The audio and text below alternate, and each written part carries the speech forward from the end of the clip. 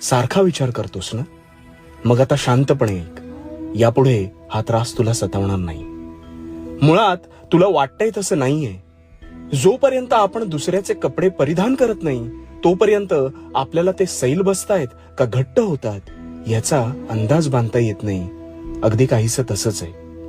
प्रत्येकाच्या कर्मानुसार त्याच्या आयुष्याचा फेरा चालतो. पण तुला दिसताना त्याचं जीवन हे सुकर दिसत असतं.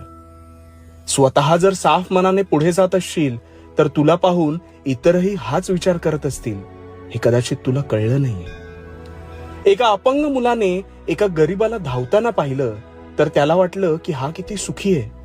तसेच त्याच गरीब मुलाने अपंग मुलाला पाहिलं तर त्याला वाटले याच्या आयुष्यात तर फार संपत्ती आहे, हा किती सुखी आहे. पण खरं तर दोघांच्या जीवनात दुःख वेगवेगळी होती. एकच सांगेन, तू कर्माने स्वच्छ राहा आणि स्वतः